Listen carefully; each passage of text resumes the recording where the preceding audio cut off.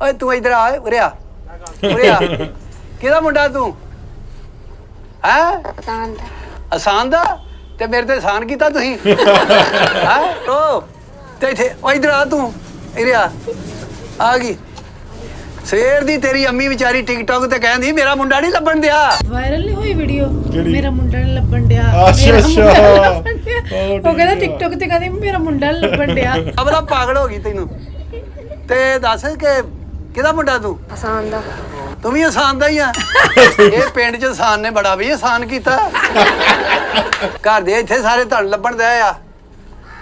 ਉਹ ਗੱਲ ਸੁਣ ਕਾਕਾ ਓਏ ਉਰੇ ਆ। ਕਾਕਾ ਹਾਂਜੀ ਉਰੇ ਆ ਪੁੱਤ ਹਾਂਜੀ ਨਿਕਲ ਜਾ ਪ੍ਰਾਹੁਣਾ ਲੱਗਾ ਆਇਆ ਹਾਂਜੀ ਉਹ ਪ੍ਰਾਹੁਣਾ ਆਇਆ ਜੀ ਮਾਮੇ ਦੇ ਘਰ ਆਏ ਸੀ ਅਸੀਂ। ਅੱਛਾ ਮਾਮਿਆਂ ਲਾਇਆ ਹਾਂਜੀ ਓਏ ਅੱਗ ਬਾਲਣੀ ਗੱਲ ਸੁਣ ਪੁੱਤ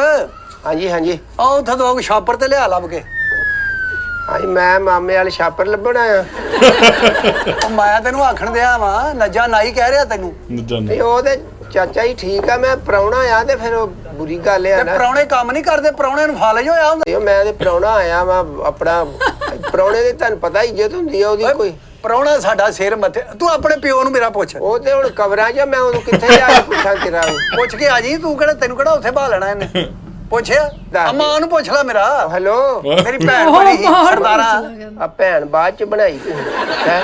ਪਹਿਲੋਂ ਹੀ ਭੈਣ ਬਣੀ ਸੀ ਕੀ ਨਾਂ ਕੀ ਤੇਰਾ ਮੇਰਾ ਨਾਂ ਗੋਗਾ ਹੈ ਉਹ ਗੋਗੇ ਤੇਰਾ ਭਲਾ ਹੋ ਜੇ ਤੂੰ ਏਡਾ ਵੱਡਾ ਹੋ ਗਿਆ ਉਹ ਤੇਰਾ ਹੋ ਜੀ ਓਏ ਅਸੀਂ ਗਵਰਨਮੈਂਟ ਵੱਲੋਂ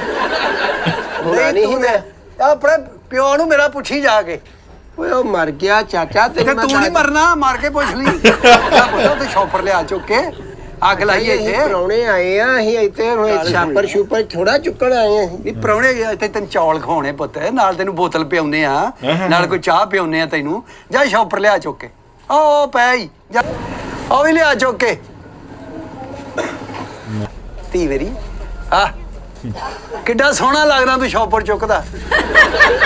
ਹਾਂ ਆਪਾਂ ਹਦਾਇਤ ਮਾਰਚਿਸ ਮਾਚ ਸੇਗੀ ਉਹ ਲਿਆ ਦੇ ਫਿਰ ਲੈ ਮੈਂ ਸਿਗਰਟ ਸੁਗਰਟ ਪੀਣਾ ਘੱਟ ਪੀਆ ਕਰ ਹੁਣ ਬਥੇਰੇ ਪੀੜੇ ਹੁਣ ਉਮਰ ਕਿਹੜੀ ਰਹਿ ਗਈ ਆ ਹੁਣ ਉਥੇ ਕਵਰਾਂ ਦੇ ਡਿਜ਼ਾਈਨ ਵੇਖੋ ਤੁਸੀਂ ਸਿਗਰਟ ਵੇਖਣ ਦਾ ਇਹ ਭਾ ਸਰਦਾਰ ਦਾ ਮੁੰਡਾ ਹੀ ਫੈਸਲਾਬਾਦ ਹਾਂ ਇਹ ਇੱਥੇ ਮਾਮਿਆਂ ਲਾਇਆ ਕੀ ਬਾਤ ਹੈ ਕੀ ਬਾਤ ਇਹ ਅੱਬੇ ਦਾ ਯਾਰ ਹੀ ਇਹ ਵੀ ਇੱਥੇ ਤੇਰਾ ਪਿਓ ਖੇਡਦਾ ਰਿਹਾ ਹੀ ਇੱਥੇ ਇਹ ਅੱਬੇ ਦਾ ਯਾਰ ਆ ਤੇ ਇਹ ਕਿਉਂ ਨਹੀਂ ਕਬਰੇ ਗਿਆ ਓਏ ਬਾਰੀ ਨਾਲ ਹੀ ਜਾਣਾਗੇ ਹੁਣ